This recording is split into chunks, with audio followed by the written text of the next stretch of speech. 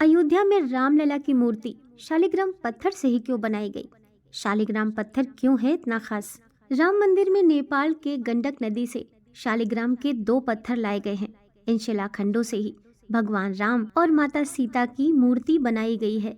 अयोध्या के राम मंदिर के गर्भगृह में स्थापित होने वाली भगवान राम और माता सीता की मूर्ति इन दिनों चर्चा का विषय बनी हुई है, क्योंकि यह मूर्ति विशेष पत्थरों से बनाई जा रही है जो नेपाल की गंडकी नदी से मिले पत्थरों से बनाई गई है। इन पत्थरों को शालिग्राम कहा जाता है। बताया जा रहा है कि रामलला की जो मूर्ति बनकर तैयार हुई है उसकी ऊंचाई 51 इंच है और उसका वजन लगभग 1.5 टन है। शालिग्राम पत्थर को भगवान विष्णु का प्रतिनिधित्व माना जाता है।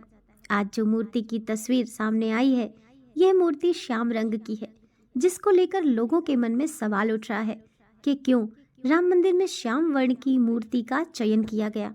रामायण में भी कहा गया है कि प्रभु श्री राम श्याम वर्ण के थे और इसीलिए इसको ज्यादा महत्व दिया गया। भगवान राम श्याम वर्ण और भगवान शिव गौर वर्ण के थे। भगवान श्री राम की स्तुति मंत्र में कहा गया है, नीलाम्बुज श्यामल कोमलांगम सीता समारो पितवाम भागम पाणो महासायक चारु चापम नमामि रामम रघुवंशनाथम। अर्थात नील कमल के समान श्याम और कोमल जिनके अंग हैं, सीता जी जिनके वाम भाग में विराजमान हैं, जिनके हाथों में अमोघ बाण और सुंदर धनुष है, उन रघुवंश के स्वामी श्री रामचंद्र जी को मैं नमस्कार करता हूँ। अर्थात परमात्मा श्री राम श्याम वर्ण के हैं। शालिग्राम पत्थर क्यों है खास? हिंदू धर्म में शालिग्राम पत्थर का विशेष महत्व है। इस पत्थर को भगवान के स्वरूप मानकर पूजा जाता है। इसे सालग्राम के रूप में भी जाना जाता है। शालिग्राम शिवलिंग की तरह ही दुर्लभ होते हैं, जो हर जगह नहीं मिलती है। अधिकतर शालिग्राम नेपाल के मुक्तिनाथ क्षेत्र काली गंडकी नदी के तट पर ही पाए जाते हैं। शालिग्राम कई रंगों के होते हैं, लेकिन सुनहरा और ज्योति युक्त शालिग्राम सबसे दुर्लभ माना जाता है। भगवान विष्णु से जुड़ा है शालिग्राम।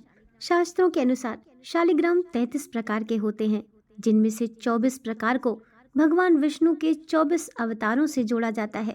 इसी के कारण शालिग्राम को भगवान विष्णु का ही स्वरूप माना जाता है। पुराणों के अनुसार भगवान विष्णु के विग्रह रूप में शालिग्राम को पूजा जाता है। माना जाता है कि अगर शालिग्राम गोल है तो वह भगवान विष्णु का गोपाल रूप होता है, और मछली के आकार में है तो उसे मत्स्य अवतार का प्रतीक माना जाता है। वहीं अगर कछुए के आकार में शालिग्राम है तो उसे कुर्म और कच्छप अवतार का प्रतीक माना जाता है। शालिग्राम पर उभरे हुए चक्र और रेखाएं विष्णु जी के अन्य अवतारों और रूपों का प्रतीक मानी जाती हैं।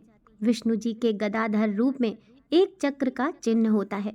लक्ष्मी नारायण रूप में 2 त्रिविक्रम, 3 से चतुर्व्यूह रूप में 4 वासुदेव में।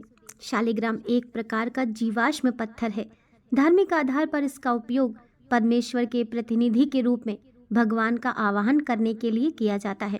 शालिग्राम मूल रूप से नेपाल में स्थित दामोदर कुंड से निकलने वाली काली गंडकी नदी से प्राप्त किया जाता है।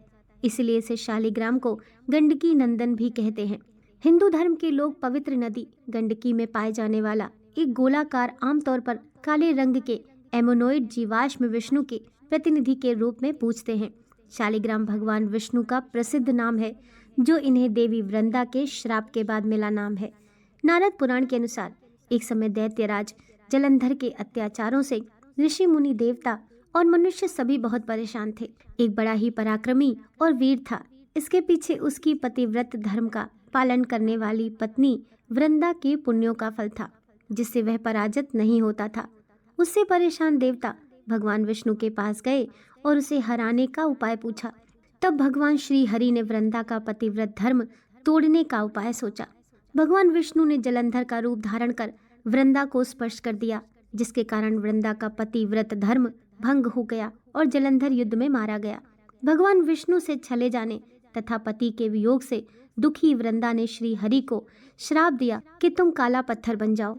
इसके बाद इस श्राप से मुक्ति पाने के लिए भगवान विष्णु ने शालिग्राम पत्थर के रूप में अवतार लिया और तुलसी से विवाह किया।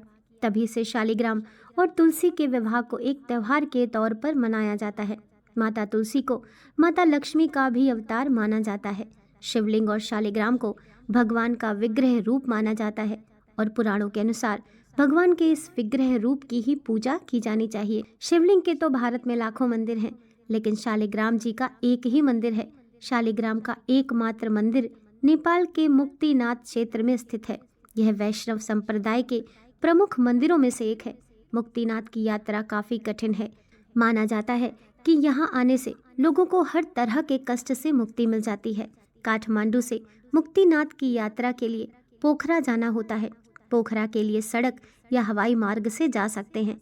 यहाँ से जोमसोम जाना होता है। जोमसोम से मुक्तिनाथ जाने के लिए हेलीकॉप्टर या फ्लाइट ले सकते हैं। सड़क मार्ग से जाने के लिए पोखरा तक कुल 200 किलोमीटर की दूरी तय करनी होती है।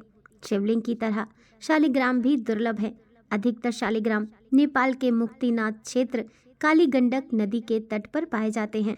काले और भूरे शालिग्राम के अलावा सफेद, नीले और सुनहरी आभा युक्त शालिग्राम भी होता है, लेकिन सुनहरा और ज्योति युक्त शालिग्राम मिलना अत्यंत दुर्लभ है।